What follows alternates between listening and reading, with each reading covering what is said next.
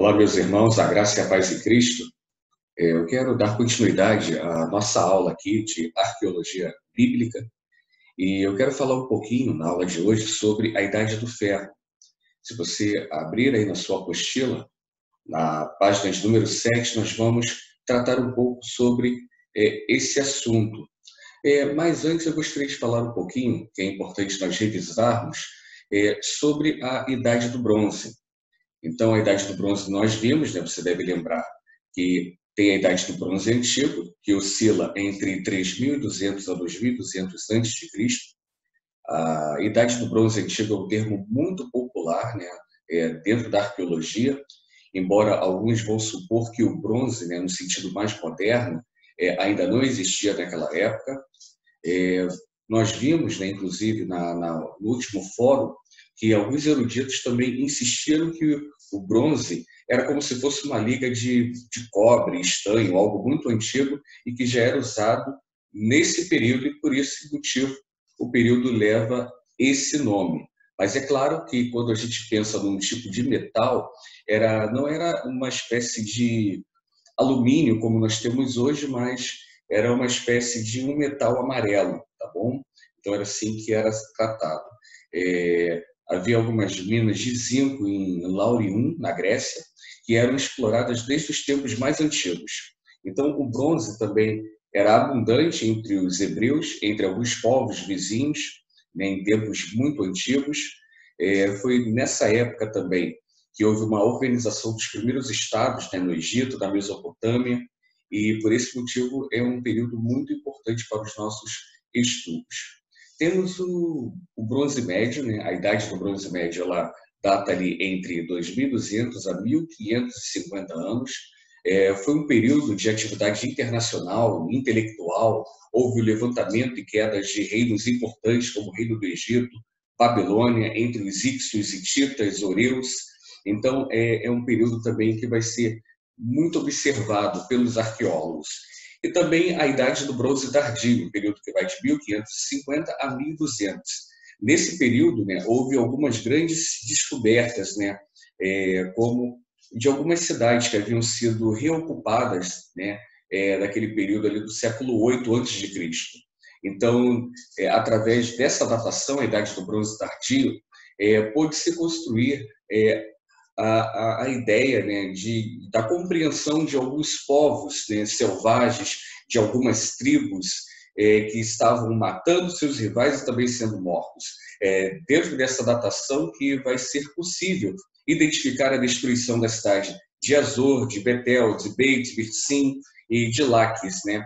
Então, quando a gente vê o registro bíblico da invasão israelita na Palestina dos dias de Josué, e também dos intermináveis conflitos entre esses povos, né?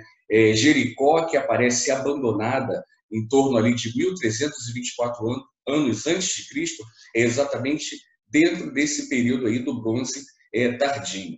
E os cananeus, né, na Idade do Bronze Moderno, eles empregavam 5 sistemas de escritas diferentes em diversos estágios do desenvolvimento. Uma é o mesopotâmio, né, o acadiano, que era tabletes escritos em cuneiforme, encontrados em Meguido, Jericó, Siquém, Tanak, Teu, Eus e Gezerê Razor. Havia também os hieróglifos egípcios, né, encontrados em lugares como Bet-Sean e Quinerot. O alfabeto cuneiforme é ugarítico, né, encontrado ali em tabletes de Bet-Semes, e a escrita de biblos. Então, essas formas escritas, né, e também as formas religiosas entre os cananeus, ela tem sido ilustradas pelas descobertas feitas, né, nessas regiões, Laquis, Meguido e Siquém, onde se destacavam as adorações a Astarte e a Baal. Então, é um período ali importante. Depois que nós entramos, né, eu estou só revisando essa parte aí do bronze, nós vamos entrar na Idade do Ferro. A primeira Idade do Ferro, né, também é chamada de Ferro I ou Israelita I. E ela tem uma datação de cerca de 1.200 a 1.000 anos antes de Cristo. Então, foi um período de convulsões internacionais. Nesse período, né, a gente observa a expansão dos israelitas como uma nação, até atingir o seu status, né, de Estado-Império, através de Davi e Salomão. O ferro, nesse período, tornou-se um metal muito comum. É claro que os filisteus foram os primeiros a usar, né, o ferro na Palestina. Ricas e maravilhosas cidades foram construídas, fortalezas cananitas, né, resistiram por longo tempo o assédio dos israelitas, através também dessa tecnologia. E houve a conquista, inclusive, da Terra Santa, como nós lemos no livro de Josué. Inclusive, no tempo dos juízes, as evidências acabam que mostrando que Israel não havia atingido a mesma prosperidade, né, desse metal, do ferro, que os cananitas já haviam conseguido. A segunda idade do ferro, ela é chamada de ferro 2 ou ferro médio, ou israelita 2, ela tem datas entre 1000 a 586 a.C. E foi aquele período, né, da monarquia dividida de Judá e Israel. Nesse período, datado ali de 722 a.C., que começa o cativeiro assírio, né, sob Sargão II. Então foi um período de reforma profética para Israel, bem como um tempo de grande expansão comercial para os fenícios. Então, um período ali importante, que houve o surgimento, né, o soerguimento, né, talvez seja a melhor expressão, e também da queda do Império Assírio. Houve inúmeras descobertas arqueológicas, né, ou melhor, as descobertas modernas, a arqueologia, vão também remontar para esse período. 41 reis mencionados na Bíblia, isso é muito legal, foram confirmadas pelas descobertas arqueológicas, o que mostra a abundância das evidências, né? Então, aquilo que nós conversamos no fórum, não é o papel da arqueologia, nem geral e nem bíblica, mas através do seu trabalho sério, através da ciência, através dessa abordagem moderna, ela conseguiu recolher evidências que comprovam que aquilo que a Bíblia diz de fato é verdade. E nós temos uma terceira idade, do ferro, que também é conhecida como Idade Persa ou Israelita Posterior. Os estudiosos, né, os teóricos vão dizer que ela tem ali uma datação que flutua entre 586 a 332 a.C. E foi nesse período, irmãos, que os impérios, né, neobabilônico e persa, bem como o tempo do exílio e da restauração do judeu, é tratado, né, na narrativa bíblica. Nabucodonosor havia capturado, né, e colocado Jerusalém em cativeiro em torno ali de 16 de março do ano de 597 a.C. E muitas cidades e fortalezas dos israelitas foram destruídas neste período, inclusive as áreas circunvizinhas, né? Então, no entulho encontrado em Laquis, 21 pedaços de cerâmica inscrita testificam sobre as ansiedades do povo nesse tempo, em face do inimigo brutal, né, que era esse inimigo aí, Nabucodonosor, que não dava trégua alguma. Isso tem sido também muito proveitoso para a narrativa bíblica, porque quando nós olhamos esse período, a arqueologia tem demonstrado o estado de fato de pobreza da Terra Santa durante o exílio. E a reocupação, né, da Terra Santa, ela foi muito lenta. Somente no século III a.C. é que Judá começou novamente a ser repovoada. Depois nós entramos num período que nós vamos chamar do período greco-romano, que compreende-se dos anos 332 a.C. ao ano 133, já no século II da Era Cristã. Então, na terceira idade do ferro, aumentou as influências persas e gregas, sobretudo, né, nessa última. Alexandre o Grande, ele já havia conquistado a Palestina em 332.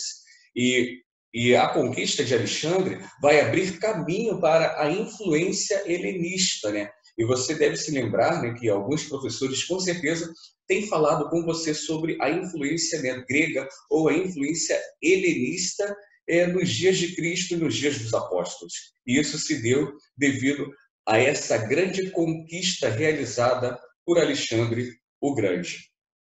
Então, quando nós olhamos, né, esse período, ele foi um período que houve realmente essa grande influência religiosa, influência literária, influência cultural dos gregos naquela região da Palestina. Eu gostaria de passar para vocês aqui, já encerrando, né, essa breve aula, sobre o método arqueológico utilizado, né? Assim como toda ciência, nós temos uma metodologia para ser aplicada. Eu já falei para vocês que dentro da história, nós usamos a historiografia para entender, né, a vida, né, e sobre a história de alguns personagens. E dentro do trabalho arqueológico também existe uma metodologia. Bem, assim como qualquer ciência, a arqueologia também tem um sistema bem organizado. Nós vamos, primeiro momento, olhar as preliminares, que significa a localização de locais promissores, né, com base em estudos históricos, geológicos e com o auxílio da pesquisa aérea. Um outro ponto são as organizações das expedições, pessoas habilitadas, né, para liderar assessores, tripulação de apoio, como cozinheiros, motorista, a preparação dos postos dos campos, o suprimento de água, o equipamento fotográfico, abrigos, armazéns e veículos de transporte. Em terceiro lugar, é claro, a pesquisa. Assim como você é orientado na sua monografia a delimitar a sua pesquisa, né, a delimitar o trabalho da sua investigação, assim também acontece com a arqueologia. Então tem que haver uma pesquisa de campo, uma delimitação da área que vai ser examinada, o estabelecimento do acampamento, as divisões dessa área que vai passar pelo exame, o registro de todos os indícios, né, a serem seguidos nas escavações. Em quarto lugar, nós vamos ter as escavações ou mapeamento. Então, as escavações, é claro, começam com materiais mais brutos, como picaretas, enxadas, serras, brocas, e o material recolhido, a classificação, o armazenamento desses itens descobertos, a seleção de material para uma maior análise em laboratório, exames por parte de técnicos de várias especialidades de apoio, como a química, e eu já havia dito para vocês, né, que não é apenas arqueólogos, né, mas nós temos uma equipe de profissionais, né, de cientistas que vão trabalhar nessa escavação. E essa escavação, desculpe, ela vai acontecendo em camadas, né, que passam de uma civilização para outra. E como é feito isso? Naqueles objetos que nós vemos, aqueles processos de medição de tempo ou através dos artefatos que são descobertos. Depois que se trabalha no sítio arqueológico, é feito um tratamento cuidadoso dos artefatos. Tudo que for recolhido nas escavações deve ser examinado por todos esses métodos possíveis, se for necessário, e os materiais são selecionados, classificados e tudo registrado para dar história à escavação. E nós temos também o trabalho de laboratório. Então, quaisquer artefatos, né, que exijam maior atenção, eles são enviados ao laboratório. E desse laboratório são feitas análises químicas e também de outra natureza, né? E esses especialistas, eles são convocados, como exemplo, historiadores, biólogos, antropólogos, para analisar esse material de forma mais detalhada. E, finalmente, no último ponto aqui, visando a preservação e o compartilhamento das informações obtidas, são feitos relatórios, né? E são escritos artigos e livros e acadêmicos, né? Então, esses relatórios, eles vão trazer todos os detalhes dos dados acima, né? Dessa preservação, né? Dessas informações, como fotografias, diagramas e respectivas interpretações. Fica uma dica aqui para você. Quando você for realizar o seu trabalho, né, a sua pesquisa sobre os manuscritos do Mar Morto, né, essa descoberta importante lá nas cavernas em Qumran, você vai encontrar relatos, né, com todos esses detalhes, diagramas, fotografias, impressões altamente técnicas.